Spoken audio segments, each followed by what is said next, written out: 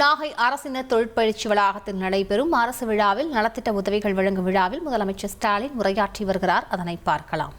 668 பணிகள் முடிக்கப்பட்டிருக்கு. 80 திருக்கோயில்களுக்கு குடமுழுக்கு நடத்தி முடிக்கப்பட்டிருக்கு. 55 மருத்துவ கட்டமைப்பு செய்து தரப்பட்டிருக்கு. இதெல்லாம் செயல்படுத்தப்பட்ட திட்டங்கள் என்றால், செயல்படுத்தப்பட இருக்கக்கூடிய திட்டங்களை சொல்லணும்னா, நாகப்பட்டினத்தில் புதிய பேருந்து நிலையம் அமைக்கப்பட இருக்கு. நெடுஞ்சாலைத்துறையில் 182 கிலோமீட்டர் சாலை பணிகள் 252 கோடியே 22 லட்சம் ரூபாய் மதிப்பீட்டு தொகையில் மேற்கொள்ளப்பட்டு வருது. 4 பேரூராட்சிகள் மற்றும் 6 ஊராட்சி ஒன்றியங்களுக்கு 1782 கோடியே 48 லட்சம் ரூபாய் மதிப்பீட்டில் கூட்டு குடிநீர் திட்டம் நடைபெற்று வருது. வேதாரண்யம் ஔவையார் விஸ்வநாத சுவாமி திருக்கோயில் திருப்பணிகளை 13 கோடியே 95 லட்சம் ரூபாய் மதிப்பீட்டில் தொடங்க போறோம். வேதாரண்யம் அரசு மருத்துவமனை 20 கோடி ரூபாய் மதிப்பீட்டில் தரம் உயர்த்தப்பட்டு அது பணி நடைபெற்று வருது. ஆற்காட்டு துறையில் 150 கோடி ரூபாயிலும், வெள்ளப்பள்ளத்தில் 100 கோடி ரூபாயில புதிய மீன்பிடி துறைமுகம் அமைக்கக்கூடிய பணிகள் நடந்துட்டு வருது. சாமந்தான் பேட்டையில் சிறிய மீன்பிடி துறைமுகம் அமைப்பதற்கான திட்ட மதிப்பீடு ஒன்றிய அரசினுடைய ஒப்புதலுக்காக அனுப்பப்பட்டிருக்கு. நாகை மாவட்டத்துக்கு மட்டுமே இவ்வளவு திட்டங்கள் செஞ்சு தரப்பட்டிருக்குன்னா, தமிழ்நாடு முழுக்க எவ்வளவு திட்டங்கள் செய்யப்பட்டிருக்குன்னு தயவு செஞ்சு எண்ணி பாருங்க. அடுத்து நம்ம திராவிட மாடல் அரசோட முத்திரை திட்டங்கள், அதில் இந்த நாகை மாவட்டத்தில் 3 சட்டமன்ற தொகுதிகளில் பயனடைஞ்ச பயனாளிகளுடைய எண்ணிக்கை மட்டும் சொல்றேன். 1,32,162 மகளிருக்கு மாதந்தோறும் 1000 ரூபாய் கலைஞர் மகளிர் உரிமை திட்டத்தில் கிடைக்குது. அதேபோல் புதுமை பெண் திட்டம் மூலமா மாசம் 1000 ரூபாய் கல்லூரி படிக்கக்கூடிய 7,469 மாணவிகள் அதை பெற்று பயனடைகிறாங்க. அது மட்டுமல்ல, தமிழ் புதல்வன் திட்டம் மூலமா 5,614 மாணவர்கள் மாதந்தோறும் 1000 ரூபாய் பெற்று வராங்க. நான் முதல்வன் திட்டத்தின் கீழ் 20,824 மாணவர்கள் திறன் பயிற்சி பெற்று வராங்க. 26,101 மகளிர் சுய உதவி குழுக்களுக்கு 1,308 கோடி ரூபாய் கடன் உதவி வழங்கப்பட்டிருக்கு. 561 பெண்களுக்கு திருமண கடன் உதவி தரப்பட்டிருக்கு. மக்களை தேடி மருத்துவ திட்டத்தால் 2 லட்சம் பேர் பயனடைந்திருக்கிறாங்க. இன்னுயிர் காப்போம் நம்மை காக்கும் 48 திட்டத்தில் 3,695 பேரோட உயிர் காப்பாற்றப்பட்டிருக்கு.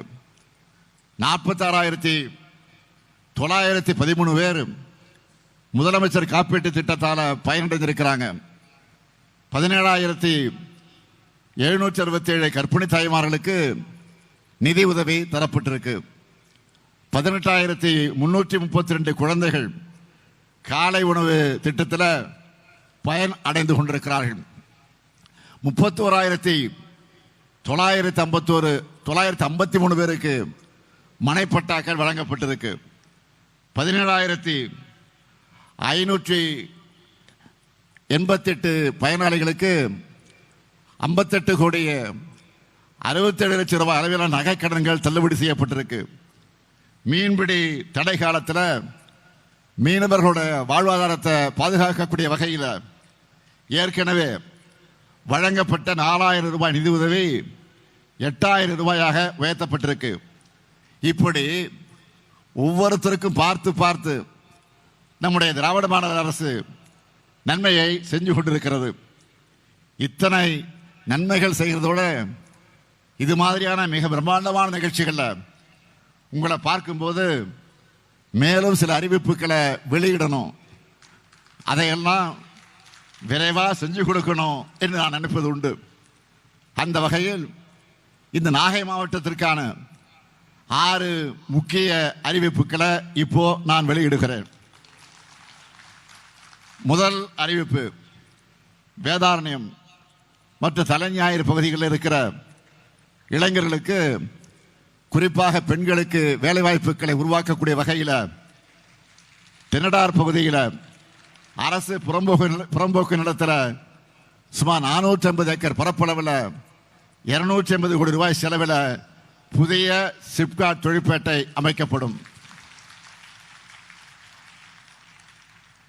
காவேரி டெல்டா பகுதியில் அனுமதிக்கத்தக்க தகுந்த வேலைவாய்ப்புகள் அளிக்கக்கூடிய தொழிற்சாலைகள் இங்கு தொடங்கப்படும். இரண்டாவது அறிவிப்பு, விழுந்தமாவடி, வானவன் மகாதேவி மற்றும் காமேஸ்வரம் ஆகிய மீனவ கிராமங்களில் 12 கோடி ரூபாய் மதிப்பீட்டில் புதிய மீன் இறங்கு தளங்கள் அமைக்கப்படும். மூன்றாவது அறிவிப்பு, தெற்கு பொய்கை நல்லூர்லையும் கோடியக்கரையிலையும் தலா 8 கோடி 50 லட்சம் ரூபாய் மதிப்பீட்டில் 3 தளங்கள் கொண்ட பல்நோக்கு பேரிடர் மையங்கள் கட்டப்படும். நாலாவது அறிவிப்பு, நாகப்பட்டினம் நகராட்சியோட 150 ஆண்டு காலம் பழமை வாய்ந்த நகராட்சி கட்டடம் 4 கோடி ரூபாய் செலவில் புதுமை மாறாம புதுப்பிக்கப்படும். ஐந்தாவது அறிவிப்பு, நாகப்பட்டினம், கீழ்வேலூர் மற்றும் வேதாரண்யம் வட்டங்களில் இருக்கக்கூடிய பல்வேறு வடிகால்கள் மற்றும் வாய்க்கால்களுடைய மதகுகளும் இயக்கு அணைகளும் 32 கோடி ரூபாய் செலவில் மறுசீரமைப்பிக்கப்படும். ஆறாவது அறிவிப்பு, உலகம் முழுவதும் இருந்து வரக்கூடிய இஸ்லாமியரை மட்டுமில்லாமல் பல மதங்களை சார்ந்த மக்களும் வருகை தர நாகூர் தர்கா இந்த நாகை மாவட்டத்தில் தான் இருக்கு. இங்கிருந்து இஸ்லாமிய மக்களுக்கு மகிழ்ச்சி தரக்கூடிய ஒரு செய்தியை 6வது அறிவிப்பாக வெளியிடுவது பொருத்தமாக இருக்கும் நினைக்கிறேன். ஹஜ் புனித பயணம் மேற்கொள்ளக்கூடிய இஸ்லாமியர்களுக்காக சென்னை விமான நிலையம் அருகில் நங்கநல்லூரில் 65 கோடி ரூபாய் மதிப்பீட்டில் தமிழ்நாடு ஹஜ் இல்லம் கட்டப்படும்.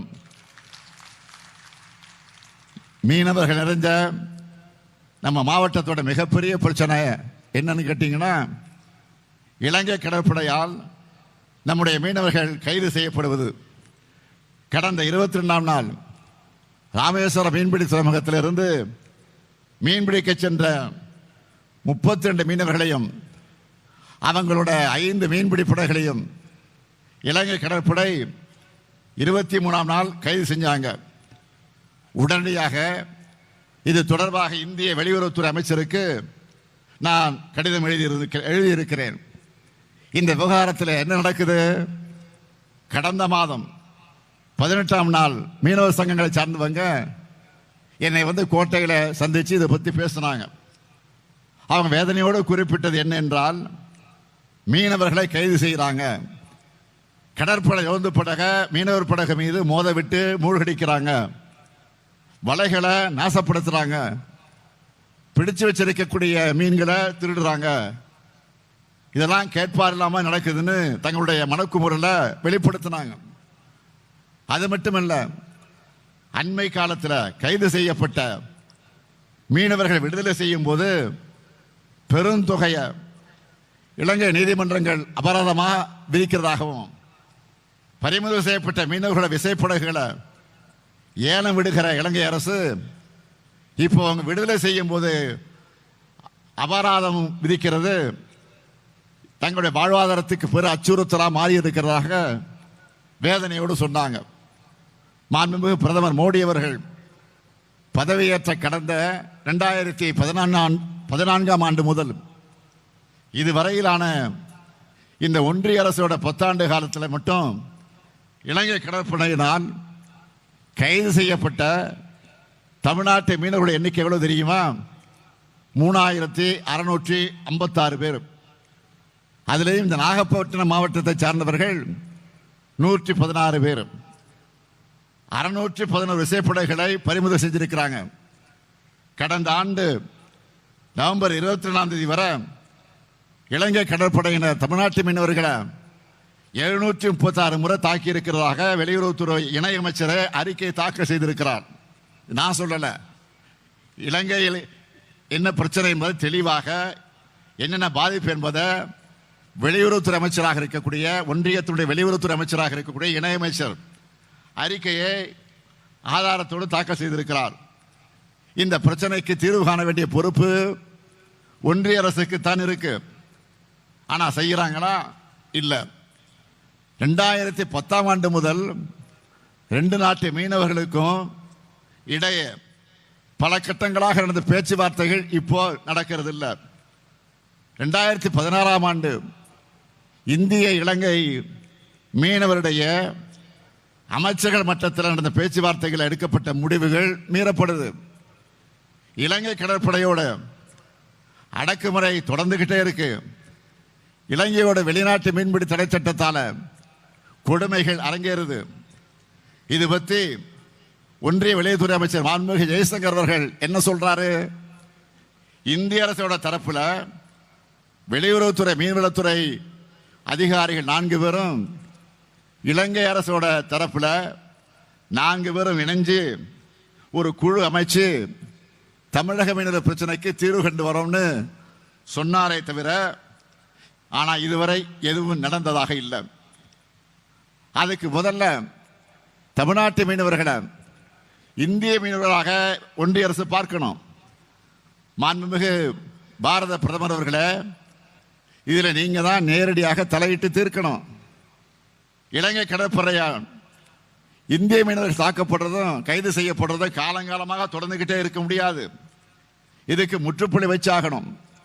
நம்மோட மீனவர்கள் உரிமையை நிலைநாட்டு வகையில தான் உறுதியான நடவடிக்கையை நீங்க எடுக்கணும்.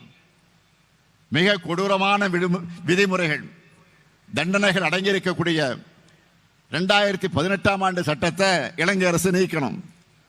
சிறைபிடிக்கப்பட்ட மீனவர்களையும் அவங்களோட மீன்பிடி படகுகளையும் விரைவில் விடுவித்திட நீங்க பேசணும். மீனவர்களுக்கு தேவையான சட்ட உதவிகளை வழங்கணும். மீனவர்கிட்ட அதிக அளவு அபாராதம் வசூலிக்கக்கூடிய அந்த கொடுமையை தடுக்க உரிய நடவடிக்கை மேற்கொள்ளணும்.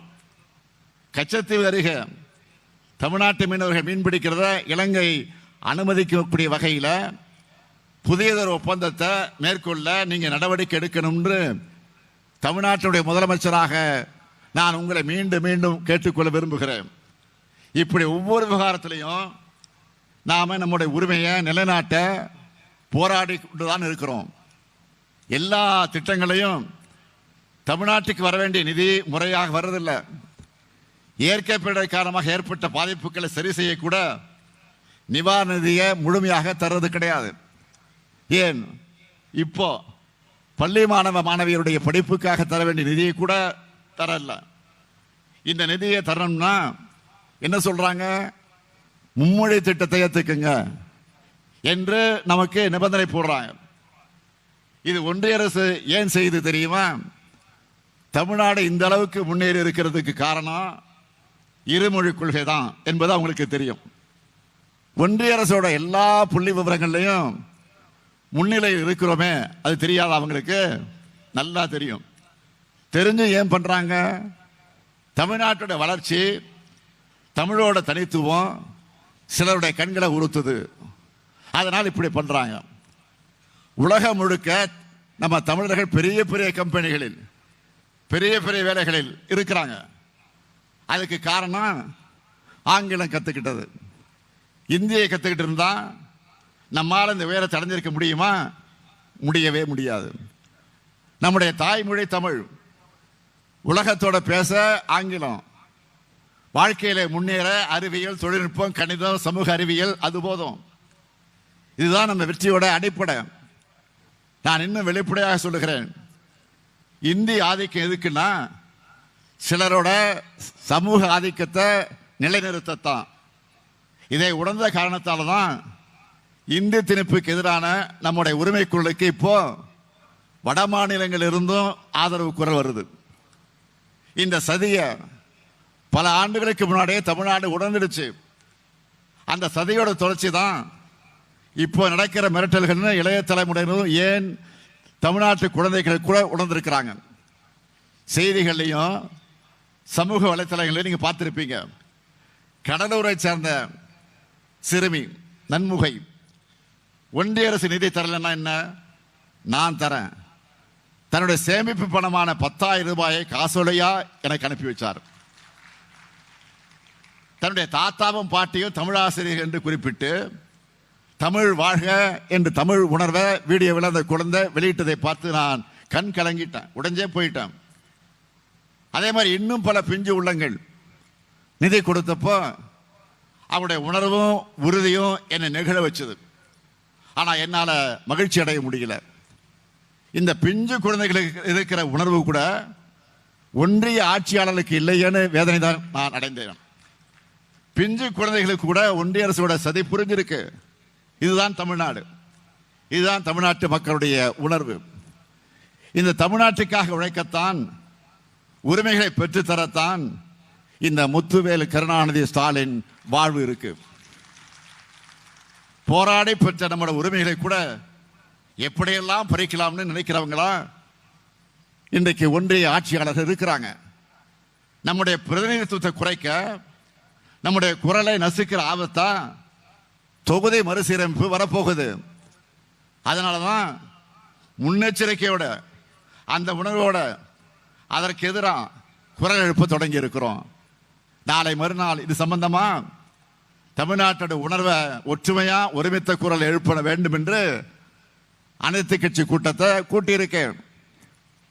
எல்லா பதிவு செய்யப்பட்ட கட்சிகளுக்கும் முறையா அழைப்பு அனுப்பியிருக்கிறோம். பலரும் கலந்துக்க விருப்பம் தெரிவிச்சிருக்கிறாங்க. ஒரு சிலர் கலந்துக்க மாட்டோம்னு சொல்லி இருக்கிறாங்க. இந்த மேடையில் நின்று மக்கள் முன்னாடி நின்று உங்க எல்லாருக்கும் நான் மீண்டும் அழைப்பு விடுக்கிறேன்.